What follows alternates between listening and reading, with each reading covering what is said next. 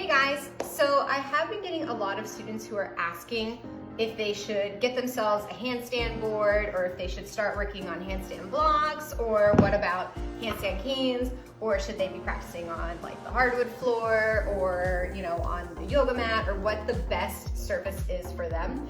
And so there's a lot of different answers depending on where you're at in your handstand journey and what your goals are for your handstand practice. So I kind of wanted to just go over the different options with you, and so that you can come up with what would be best for you and what would make the most sense. So let's just talk about first like handstands on the floor. So ideally what you want is some kind of hardwood floor. So the reason for that is when you're fighting in your handstand, as soon as you push into your fingers, you have something to push against. So your reaction time is going to be a lot faster. If you were to practice, for example, on something a little bit softer, when you push in with your fingers, now this yoga mat isn't the best example, but if you were to push into your fingers, your push isn't going to be as effective as it would be on the floor, and so you're going to have to push even harder for it to actually do anything.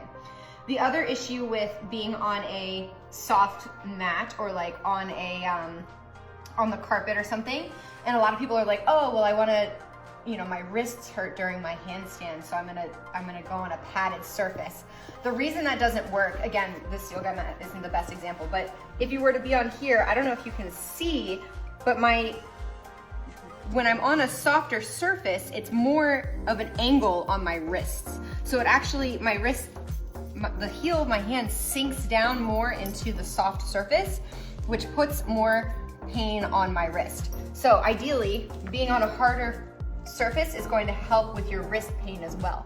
So most likely, the reason why you're having wrist pain to begin with is you're balancing on the backs of your hands. So learning how to shift the weight forward into your fingers is actually going to take the pressure off of your wrists. That's a totally different story. Right now we're just talking about the surfaces for your handstand. So a lot of people will practice on the carpet at their house, right? Because they don't have hardwood floors and their only option is carpet. So when they're practicing on the carpet, if you notice, when I'm trying to do a handstand, my fingers really sink into the carpet, and so again, it's that same problem where the reaction time is a little bit slower, so all of my movements need to be more exaggerated, which makes it more work, and also it makes it more intense on my wrists. If you were to try to do your handstand practice for an hour, let's say, on the carpet, your wrists are gonna hurt so much, right? So ideally, you wanna be able to do handstands for days, so taking care of your wrists is gonna be super important. So a lot of people will end up getting a handstand board. This is a good alternative to doing it on the carpet. However, there is a pretty big flaw, which is that a lot of people get a board that is too small. And I wanna show you what happens with a board that is too small. And actually this one is a relatively decent size, but even here, you can probably see it. You see how the board actually will move underneath of my hands. So I'm like pushing the weight onto my fingers and the board itself is moving. So especially for brand new handstanders, when you're working on a board and then it's, the board itself is actually moving like this, think about how much more difficult your handstand is gonna be. So what you ideally want is an even bigger board, like I don't know, this is what, I don't know. Ryan, help me, how big is this board? A foot by 2 feet? Something like that. Okay, so ideally if you could have like a 2 by 2 foot board or something like that. So if you think about it like this, if I'm fighting forward and backwards, you see how now, it doesn't matter if I lean forward or backwards, the board isn't gonna be rocking like that. That's all you want. You just wanna make sure that the board is big enough so that it doesn't rock from side to side. So now let's talk about handstand blocks. What is great about handstand blocks is that they're especially good for when you're working on one-handed handstands. They're not all that necessary for working on two-handed handstands. The reason they're so helpful for one-handed handstands is not only are you falling forward and backwards, but you're also now fighting from side to side as well as like diagonally in pretty much any way possible. But what it does is it actually buys you a little bit more time. So say you're on the floor trying to do your one-handed handstand and you shift to the side, you can only really fight with the side of your hand. You can bend your elbow a little bit to send yourself back to the middle. But what's cool is when you have a block and you start to fall to the side, not only can you push in with your pinky, but you can also pull with your thumb. So you can use the block to help you come back into the two-handed handstand. So you can pull with your thumb, and that's gonna keep you from falling over that way, right? So getting used to being able to balance on handstand blocks is going to buy you more time, which is gonna be super, super helpful as you start your one-arm journey, right? Eventually, you'll wanna be able to do one-handed handstands on the floor.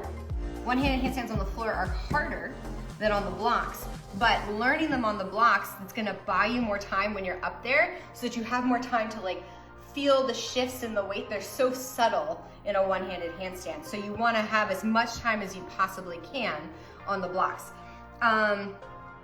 Getting up onto blocks is a little bit more challenging than getting up to a handstand on the floor, but in the long run, handstands on the blocks are gonna be easier than handstands on the floor. So the biggest adjustment you'll have to make when learning how to do it on the blocks, one is you'll have to jump up just a little bit more aggressively than you would if you were on the floor. And two, it's a little bit different of a grip, right? On the floor, you're pushing down into your fingertips like this. Here, it's a little bit more of a grip. As far as placement, I personally like to have my pointer finger and my middle finger in the front. Some people like it with 3 fingers. I personally like it with 2.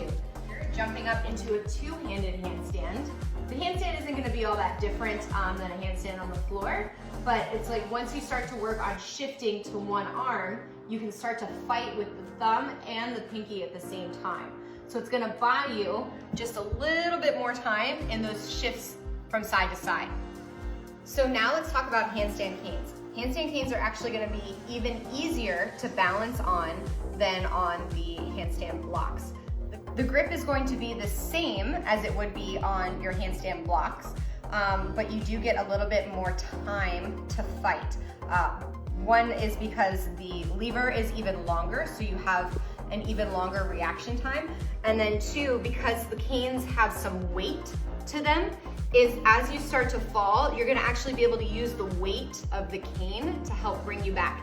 And if you're super, super desperate and you're falling on your one arm, you can actually grab the other cane and use the weight from the other cane to help bring you back. The canes take a little while to learn how to get up onto. You're gonna really have to lean the shoulders forward even more aggressively than you would on the blocks that are down here, because you have to get your hips all the way up over your shoulders.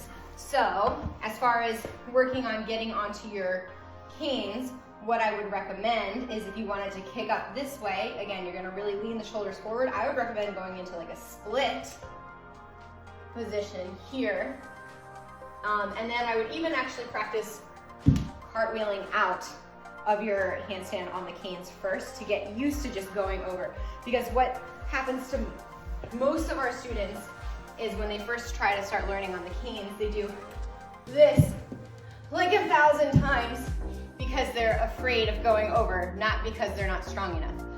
Another method you could use is getting up on the wall. So you can start your canes about 2 feet away from the wall.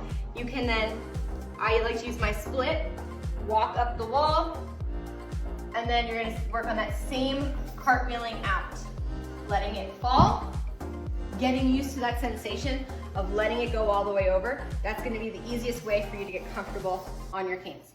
So hopefully that gives you a little bit of insight as to what you should be working on, whether it's handstands on the floor or handstands on the blocks or the canes. I personally recommend that you just try them all, see what works best for you, and also make sure that you're playing around with different options. So don't always do your handstands on the floor, or don't always do them on the blocks, or always on the canes, because what will happen is if you do your handstands on the canes all the time, then when you go down to handstands on the floor, it's going to be really difficult. Same for if you're always doing your handstands on the floor, then when you come up onto the canes, it might be a little bit intimidating.